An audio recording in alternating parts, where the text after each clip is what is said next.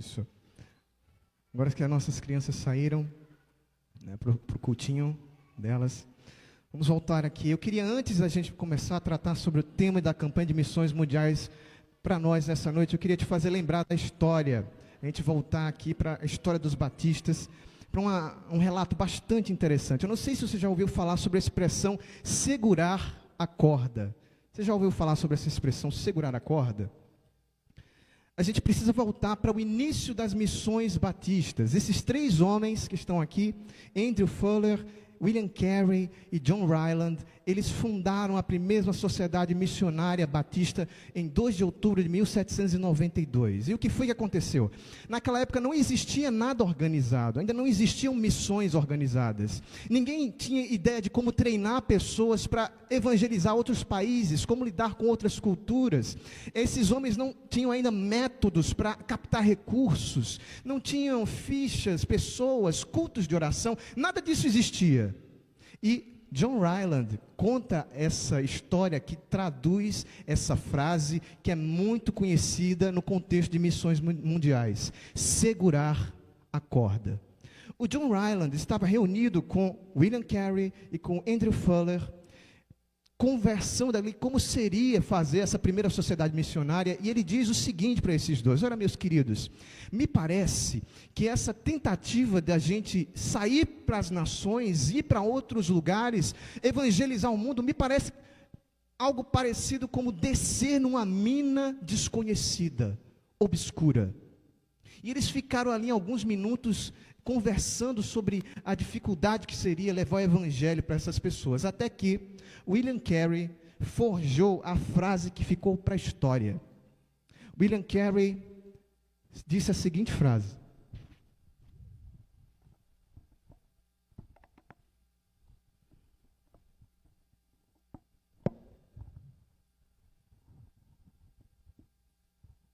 eu estou disposto a descer o poço desconhecido, se vocês segurarem a corda.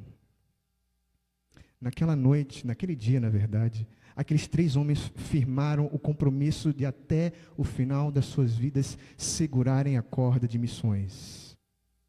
Aquele homem, William Carey, foi o primeiro missionário enviado à Índia. Mas Andrew Fuller e John Ryland se tornaram os grandes propagadores da Sociedade Missionária Batista, da primeira Sociedade Missionária Batista. O Andrew Fuller se tornou um grande homem de Deus na direção dessa sociedade, ficou mais de 20 anos, mas essa é uma outra história. Eu só quero que você lembre que a corda da evangelização do mundo também está nas nossas mãos. É sobre isso que hoje à noite eu quero conversar com você, quero falar sobre você, a responsabilidade da gente evangelizar o mundo. Vamos abrir no texto base da nossa campanha de missões, João 3,16. Abra comigo, também vai ser colocado aqui para nós, no nosso projetor.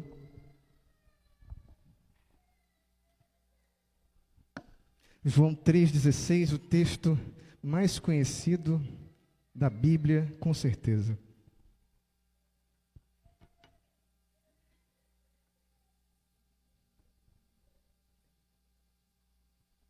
João 3,16. Antes da gente fazer a leitura, porque é um texto muito fácil, eu queria fazer alguns comentários sobre esse texto aqui, né? Você está abrindo aí na sua Bíblia, mas a gente tem aqui projetado fácil para a gente perceber, para a gente ler todos juntos, tá certo?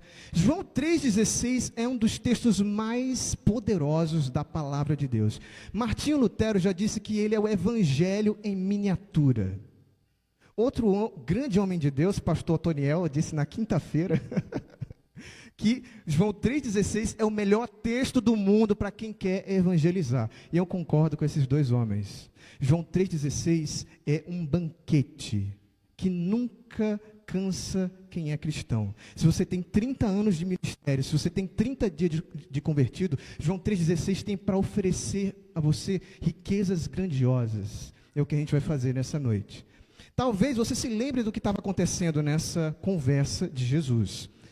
Em João 3, no capítulo 3, um grande mestre da lei chamado Nicodemos, judeu, vai conversar com Jesus numa sessão furtiva, escondida à noite, e Jesus é muito direto com ele. Nicodemos, é necessário você nascer de novo. É preciso você ter vida nova. E na altura do versículo 14, Jesus faz um link com algo que o Nicodemos conhecia bastante. Ele entendia do Antigo Testamento. E Jesus então pega o novo nascimento e traz uma experiência dos israelitas no deserto. Houve um momento no deserto em que eles estavam caminhando para a terra prometida e alguns dos israelitas foram picados por serpentes venenosas. Mas Deus arrumou a solução. Deus disse a Moisés: pegue uma serpente de bronze, coloque-a no alto de uma haste, e todo aquele que olhar, aquele que for picado com um veneno mortal, olhando para essa serpente pendida na haste, ele vai receber a cura imediata. E aí Jesus diz para Nicodemos, como que diz para Nicodemos: Nicodemos, tu não sabes, você é mestre em Israel e não sabe o que é nascer de novo? Você deveria saber o que é nascer de novo, porque isso foi ensinado nessa experiência. A verdade é que nós todos somos como os israelitas. Nós fomos picados com o veneno mortal do pecado. Mas Jesus diz para Nicodemos e Jesus diz para todos os povos, aqueles que picados pelo veneno mortal do pecado, de morte espiritual, olharem para aquele que carrega nele mesmo o veneno do pecado, olhando com fé para ele, aquele que carrega o veneno do pecado, esses serão sim curados e receberão a vida eterna. E aí que Jesus começa então com João 3,16. Vamos fazer a leitura? Todos juntos? Vamos lá nessa versão aqui. Porque Deus...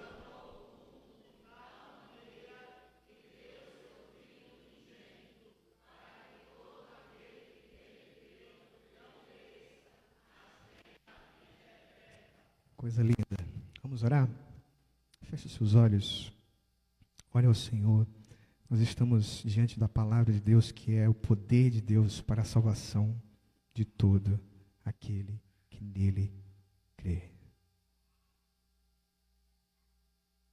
Pai Santo, nós pedimos nessa noite que o Senhor abra, ilumine os nossos olhos da mente, olhos espirituais, para que a tua palavra desça ao nosso coração.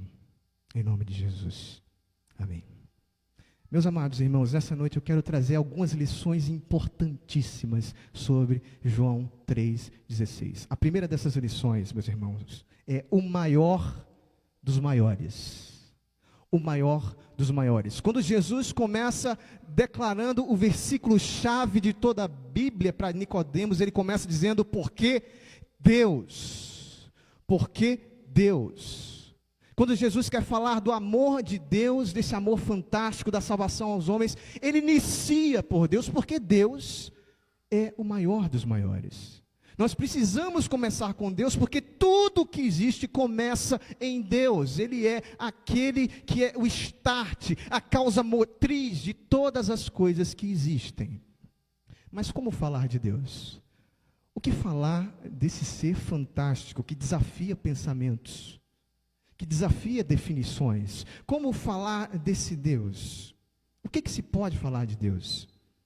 A Bíblia diz que esse Deus é todo poderoso, o que significa dizer que ele tem todo o poder imaginável, que nas suas mãos, por assim dizer, ele tem a capacidade de fazer tudo aquilo que lhe apraz, como diz o Salmo 115, versículo 3. Nos céus está o nosso Deus e tudo faz como lhe apraz. Deus é o criador de todas as coisas que você está vendo ao seu redor. Aliás, Deus é criador dos seus olhos.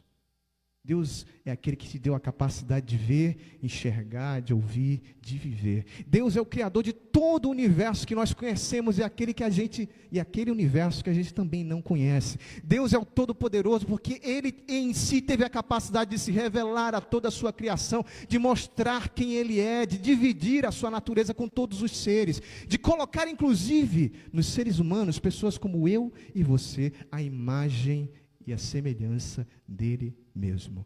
Ele é o Todo-Poderoso. Mas a Bíblia também diz que Deus é chamado de aquele que habita no alto e sublime trono. O que indica que esse Deus é totalmente outro, é totalmente separado. Estar no alto e sublime trono traduz a santidade de Deus, a glória de Deus, o temor que nós precisamos ter ao nos aproximar desse ser fantástico.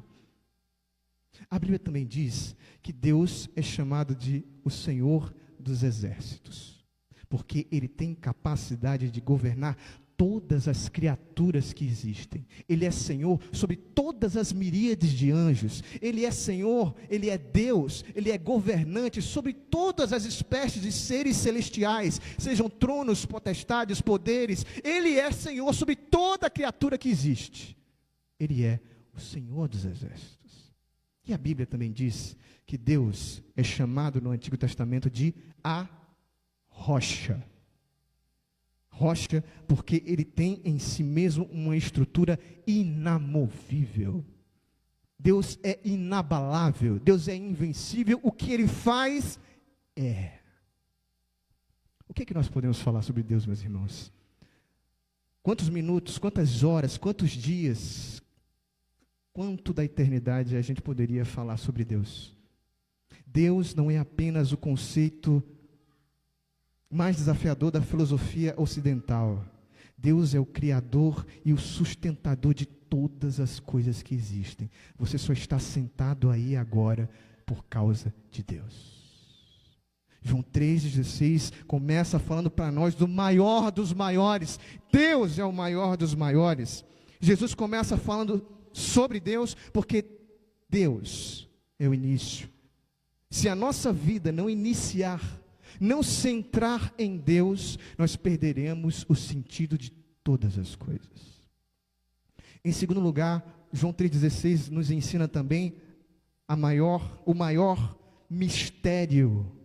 O maior mistério, acompanhe comigo na sua Bíblia, João 3,16 diz, porque Deus amou o mundo. Deus amou o mundo, o maior mistério. Por que o maior mistério? Deus amar o mundo é um mistério que permanece indecifrado. Não sei se você vai concordar comigo, mas é algo extremamente misterioso que Deus ame qualquer outra coisa além dele. E eu vou levantar 3 pontos para a gente pensar nessa noite. Primeiro, por que é mistério Deus amar o mundo? Porque Deus, por definição, é um ser que não precisa de nada. Deus é Deus. Deus é aquilo que os teólogos chamam de bem-aventurança eterna. Deus sempre existiu. Antes de haver você, antes de haver esses bancos aqui, a cidade de Palmeira dos Índios, o nosso planeta Terra, antes de haver as estrelas, antes de haver tempo, existia, antes mesmo de haver anjos, existia somente Deus. Ele é aquele que não tem começo nem fim. Ele, dizem os teólogos, existiu um tempo, se a gente pode chamar assim de tempo, em que Deus estava completamente perfeito. Olha, Deus não é carente.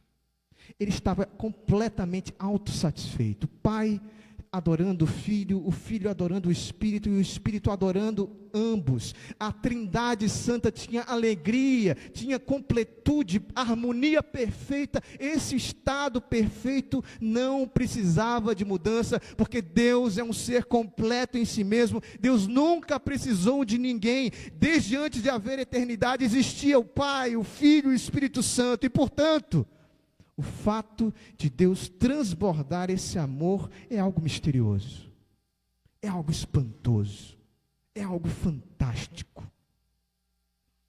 Mas aí, um segundo ponto.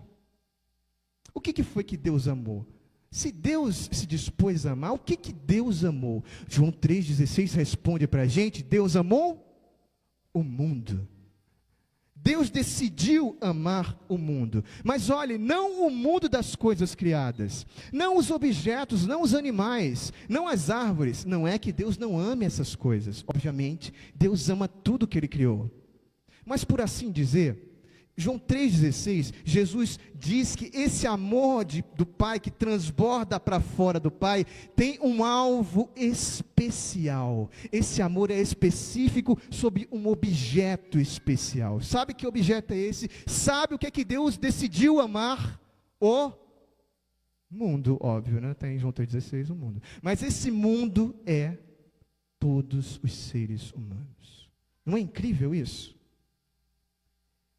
Isso é incrível, porque Deus poderia amar os anjos. Deus poderia amar seres mais excelentes, seres mais capazes, mas Deus decidiu misteriosamente amar seres humanos como eu e você. Decidiu amar a mim, decidiu amar você. Terceiro ponto, porque esse amor é misterioso. Quando a gente vai olhar agora, mas que tipo de mundo foi esse que Deus amou? Que tipo de mundo é esse que Deus amou?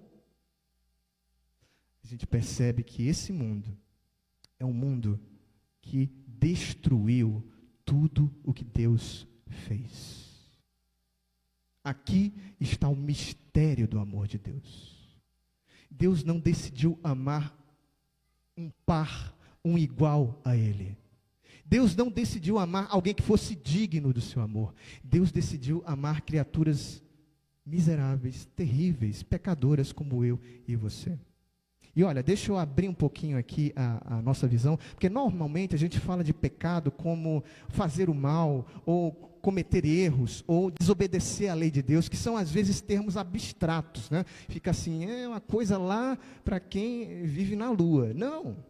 Estou gostando muito recentemente de uma definição do teólogo Vitor Fontana, presbiteriano. Ele diz que pecado é destruição. Nós somos seres destruidores. Tudo que a gente põe a mão, a gente destrói. É impressionante isso. A gente destrói as coisas que estão ao nosso redor. Vai para a praia, lá vai o menino, joga o sacola na areia, mata o caranguejo. A gente é uma máquina de destruição. A gente destrói pessoas com a maior facilidade, se intriga, a gente vira um ser amargo, despeja vingança, a gente descarta pessoas quando elas não encaixam nos nossos projetos, a gente quebra esses relacionamentos, a gente destrói as pessoas, a gente destrói a nós mesmos. Nós somos pecadores porque somos seres destruidores. E veja, foi esse mundo que Deus decidiu amar. Deus amou o mundo. Deus amou esse mundo, que destrói e tem destruído tudo que Deus faz. Jesus nos apresenta um amor misterioso, porque Ele é misteriosamente inclusivo, que se abre para receber todas as espécies de seres humanos. Não importa a destruiçãozinha que você gosta de fazer, você cabe no amor de Deus. Esse amor é misterioso porque ele se abre para receber todas as espécies de pessoas destruidoras. E se nós não entendermos que nós somos esse mundo que Deus ama, nós perderemos o significado do amor de Deus. Mas vamos para a nossa terceira lição de João 3,16, porque Deus amou o mundo. Terceira lição é o maior desafio. O maior desafio. O que é que diz João 3,16? Você está comigo, amém? Amém? O que diz João 3,16?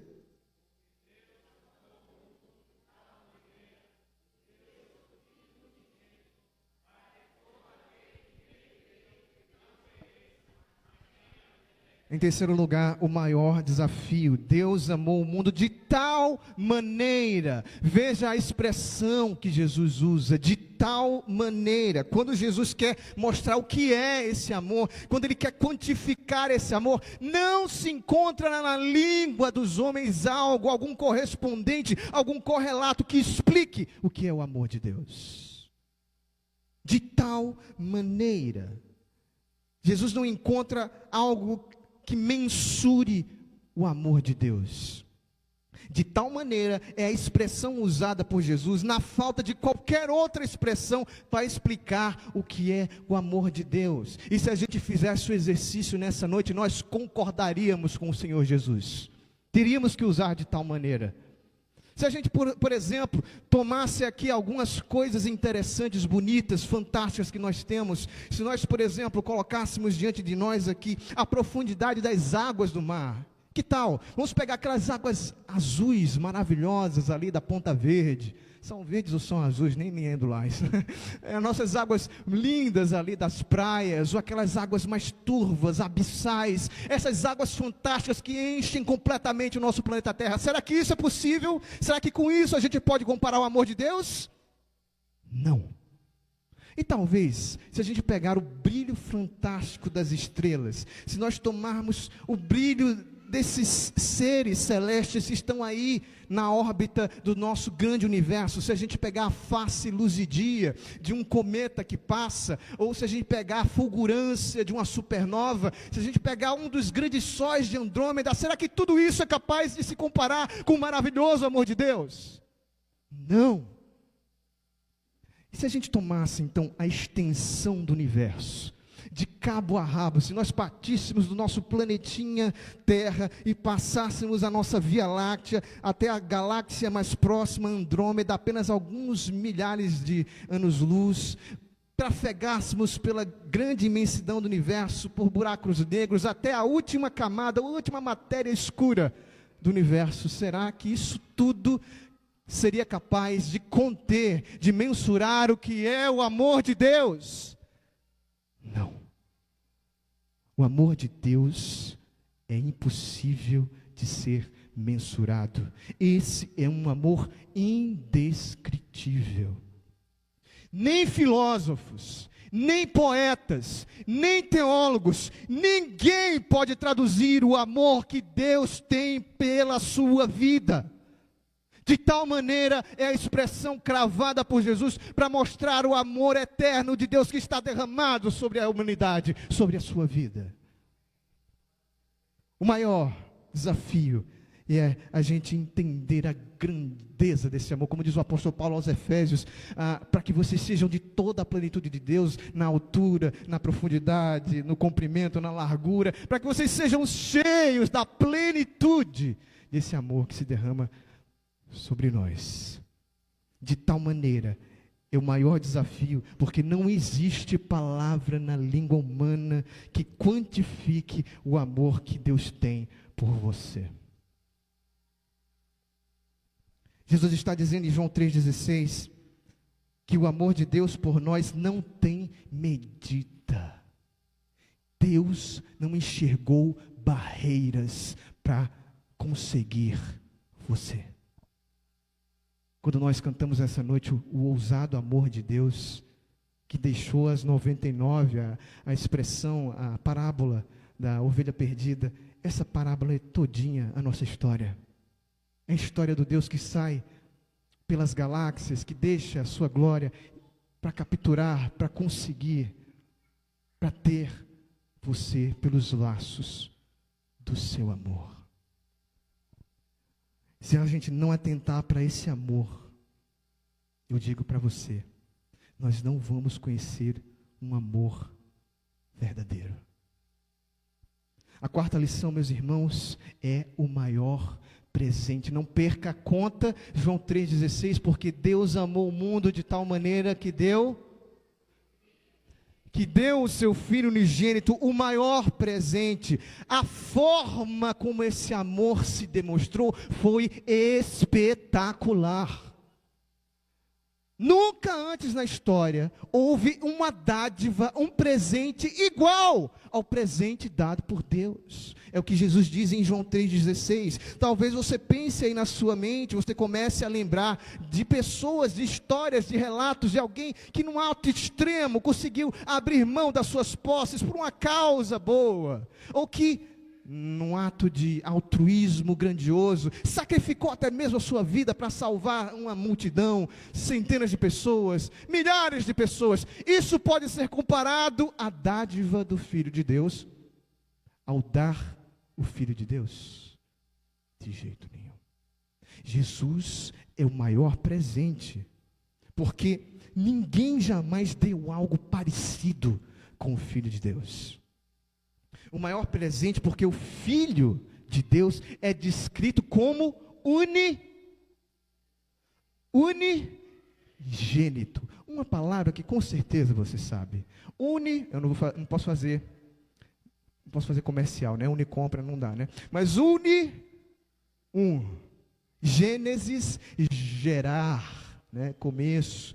O único gerado. Eu gosto muito de uma expressão, a gente está na noite da ceia do Senhor, né, de rememorar a nossa tradição bonita. Eu gosto muito do credo niceno. O credo niceno, quando vai falar de Jesus, ele diz que Jesus é Deus de Deus, luz de luz, Deus verdadeiro de Deus verdadeiro, gerado e não feito. gerado e não feito, unigênito, consubstancial com o Pai, diz o credo niceno. Isso é lindo.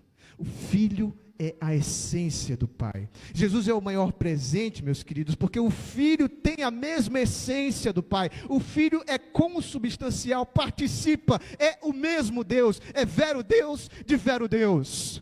E por isso, quando Deus deu o seu Filho, Ele deu a si mesmo. Deus deixou esse estado de glória, de alegria, de felicidade eterna, que os teólogos chamam de pericorese, essa alegria perfeita, e habitou entre nós, como diz João capítulo 1, e o Verbo se fez carne e habitou entre nós, e vimos a sua glória como do unigênito do Pai. Jesus veio para isso aqui que a gente vive, para esse ambiente que a gente destruiu, da tristeza, do sofrimento, da dor, porque Deus é um Deus que se importa. Deus é um Deus que se importa. Um filho, um presente inigualável, foi dado por Deus a nós numa bandeja, numa cruz. Jesus está mostrando em João 3,16 que o amor de Deus não é só de palavras. O amor de Deus é um amor que age, é um amor de atitudes. E se a gente carrega, Igreja Batista, Castelo Forte, se a gente carrega em nós esse amor de Deus, nós precisamos ter atitudes de amor. A quinta lição, meus irmãos, quinta lição, não perca a conta, João 3,16, porque Deus amou o mundo de tal maneira que deu seu Filho unigênito para que todo aquele que nele crê não morra, não pereça, mas tenha a vida eterna. A quinta lição é a maior certeza, o Filho de Deus é a prova do amor do Pai. Como é que eu posso saber que esse Deus que criou todas as coisas tem alguma relação comigo, que se importa comigo? Como é que eu vou saber isso? Foi provado.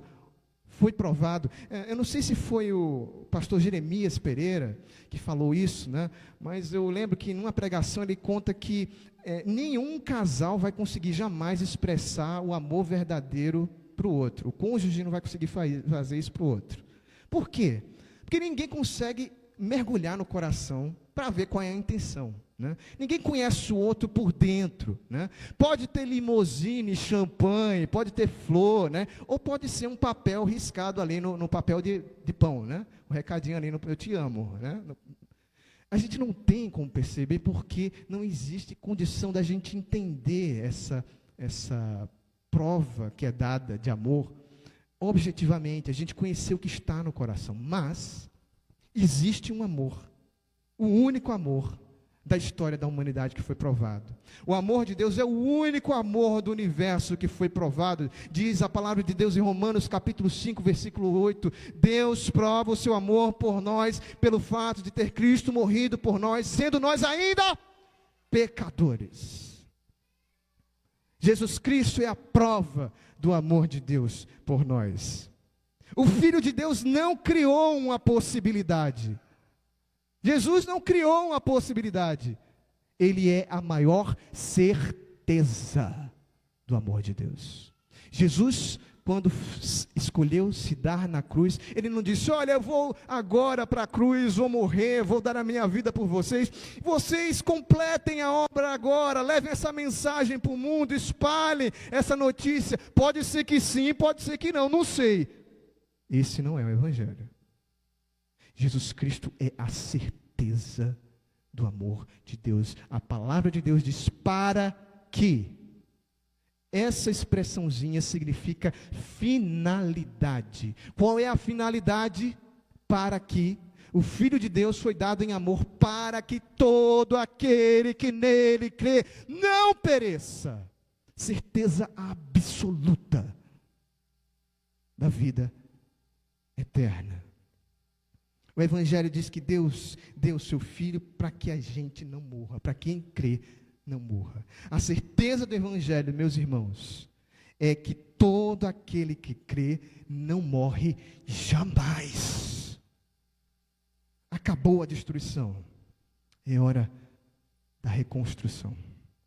Esse é o Evangelho, a boa notícia, a boa nova para todo aquele que nele crê. O tempo da destruição na sua vida acabou. Não sei como é que você veio para esse culto, se você carrega com você angústias, mágoas, dores. A boa notícia para você nessa noite é que o Filho de Deus foi dado por amor a você e ninguém pode mudar isso. Nem inferno, nem pecado, nem morte, já não há mais nenhuma condenação para aquele que está em Cristo Jesus. Aleluia. Você hoje à noite pode deitar a sua cabeça no travesseiro, tranquilo. Daqui a pouco você vai sair daqui, vai na nossa cantina Castelo Forte, vai comer um lanchinho gostoso ali, sentindo o sabor, porque o Filho de Deus foi dado por amor a você. Temos aqui a convicção, a certeza, o atestado de Deus, de que quem tem fé é feito para sempre filho de Deus. Eu acho que você não entendeu o que eu falei. Nós temos aqui a certeza, a convicção, o atestado de quem tem fé em Cristo Jesus é feito para sempre filho de Deus. Aleluia. E em último lugar, meus irmãos, a última lição de João 3,16, a maior vitória. Porque Deus amou o mundo de tal maneira que deu seu Filho unigênito para que todo aquele que nele crê não pereça, mas tenha a vida eterna. Quando a gente olha, meus irmãos, para as pessoas ao nosso redor, a gente vê um monte de pessoas carregando histórias, experiências de vida, projetos pessoais particulares, obviamente, né? E essas pessoas estão, sem saber, num estado muito perigoso. O que João 3,16 está dizendo para nós é que as pessoas, todos os seres humanos, têm uma espécie de vida que a gente chama de vida biológica.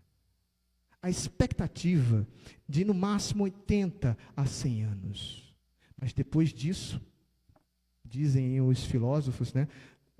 Jean-Paul Sartre, uma frase que é atribuída ao filósofo Jean-Paul Sartre: a vida é uma bolha do nada no mar do absurdo. Coisa maravilhosa, né? Assim, para você, uma inspiração de vida. Né? Essas pessoas não sabem que correm perigo, porque a Bíblia diz que somente aquele que crê em Cristo Jesus recebe uma outra qualidade de vida que não é a biológica. Todo aquele que nele crê tem vida eterna. Uma espécie de vida completamente diferente. A vida que é introjetada do céu no seu coração. Começa a correr nas suas veias uma nova existência. Você não precisa esperar o dia da volta de Cristo. Você não precisa esperar o amanhã. Você não precisa nem mesmo participar da ceia do Senhor, que não é mística, não é mágica, para ter em você agora, hoje, nesse momento, o céu habitando em você. Para que todo aquele que nele crê tenha a vida eterna. Já passou da condenação, diz o apóstolo João no versículo 18, passou da morte para a vida. Esse tem hoje a vida eterna em seu coração. Eu queria terminar, deixar João 3,16 com algumas perguntas. Talvez você tenha vindo para cá e não tenha ainda essa convicção que nós estamos mostrando para você através do Evangelho de Jesus no seu coração. Eu queria falar para você que está aqui conosco hoje à noite. Será que você já, em algum momento da sua vida, recebeu esse amor de Deus que foi dado para você? Porque Deus amou o mundo, amou você. Você já recebeu esse amor de verdade no seu coração? Em algum momento da sua vida, meu amigo, minha amiga que está aí me escutando até agora, está querendo saber o que é que vai acontecer. Em algum momento da sua vida, você já, pela fé, creu que Jesus Cristo é o reconstrutor da sua vida?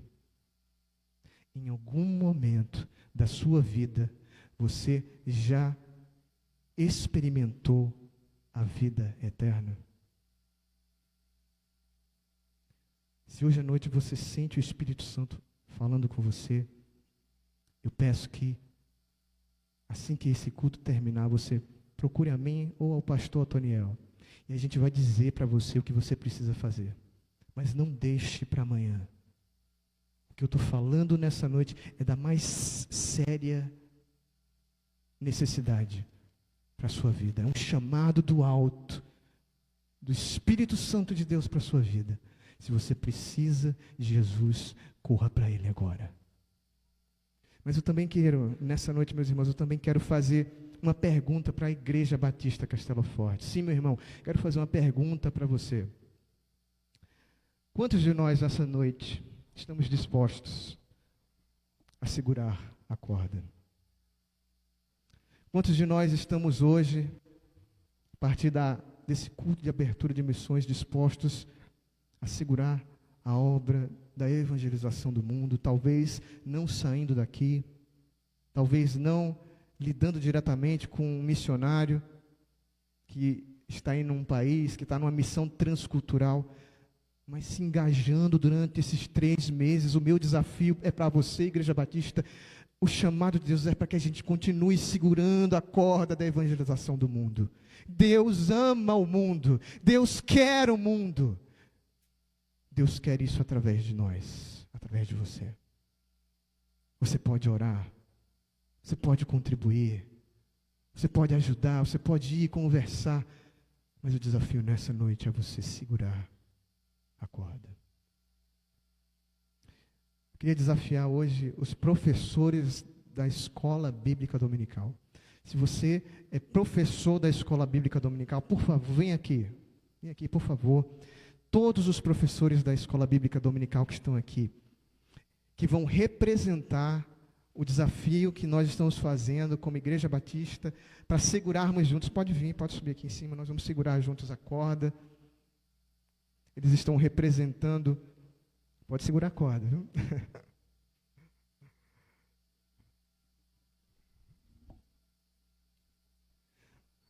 Nós vamos segurar a corda de missões.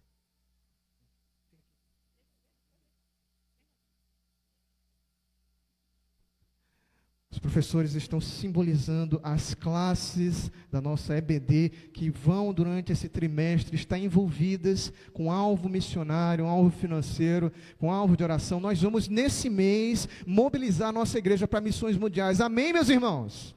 Amém? Amém. Mas eu também tenho um desafio para você. Talvez você está sentindo aí no seu coração, eu queria segurar essa corda. Venha à nossa noite. Eu quero convidar você, não estou fazendo um chamado missionário, não é vocação para ir para outro país. Se você é membro dessa igreja e quer também segurar a corda, eu estou sentindo, eu quero orar mais por missões. A gente vai orar por você. Vou chamar o pastor Otoniel e a gente juntos vai fazer esse momento de consagração da nossa igreja. Esse mês esse trimestre vai ser um período de mobilização, de conscientização missionária. Nós vamos pensar em missões, nós vamos lembrar dos missionários, nós vamos orar por missões, para que Deus faça a obra através da nossa vida. Se você sente isso no seu coração hoje, vem aqui, segure também a corda conosco.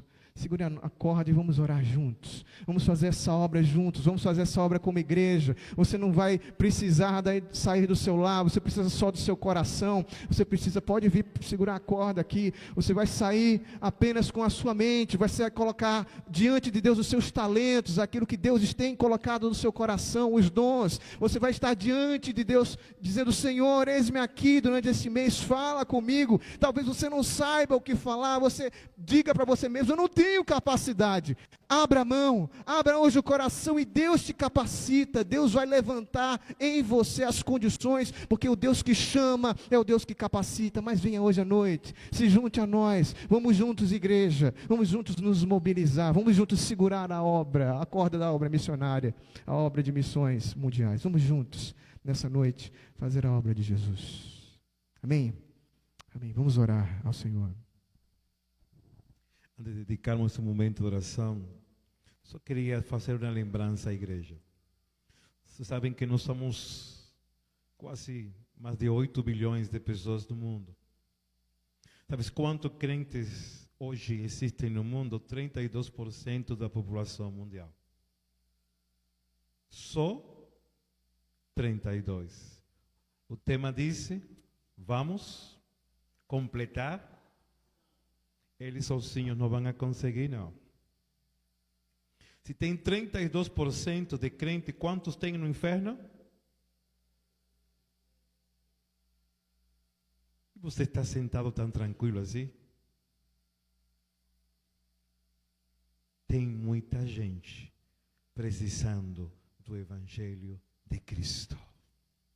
E você faz, como diz o desafio nesta noite, indo, orando, contribuindo. Por isso, nesta noite é um desafio para a Igreja Batista Castelo Forte. Quando você chegue no céu, você pode dizer para Deus, eu segurei a corda. Eu segurei a corda. A minha oração é para que você se possa levantar desse banco nesta noite e dizer para o Senhor, Pai, eu não sei se seja um missionário na China, mas ainda que sejam as madrugadas de oração, os meus recursos serão para segurar a corda. Se alguém mais nesta noite, movido pelo Espírito Santo de Deus, se sente chamado a entender o que foi falado nesta noite, no amor do nosso... Quantos aqui se sentem amados por Deus? Quantos querem que alguém mais seja amado por Deus? Para que isso aconteça, há que segurar a corda. Tem alguém mais que gostaria de se levantar nesta noite e dizer, Senhor, em nome de Jesus, eu vou segurar essa corda sim. Eu vou lá, em nome de Jesus, eu vou fazer parte desse momento.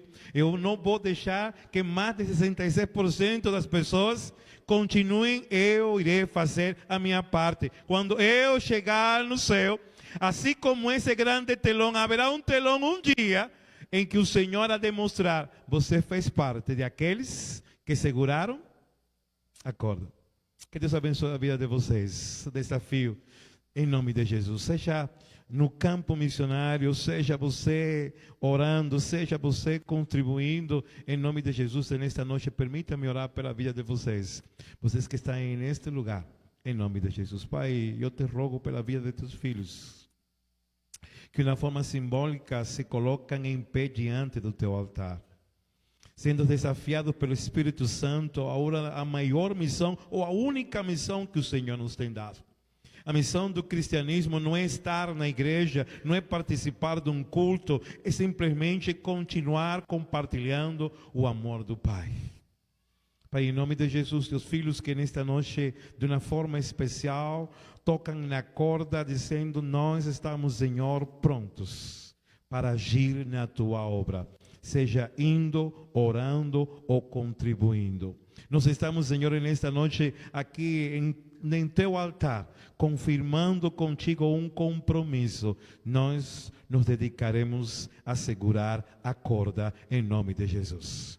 Senhor, não permita que o inimigo faça a obra, tente ele soltar, mas a cada dia, apesar de toda e qualquer dificuldade, eles não soltem a corda para que teu evangelho continue a ser proclamado em nome de Jesus. Amém, amém e amém. Deus abençoe a vida de vocês nesta noite, em nome de Jesus. Eu quero continuar compartilhando nesta noite, e esse é um dos momentos mais fantásticos, e quando a gente vê o cartaz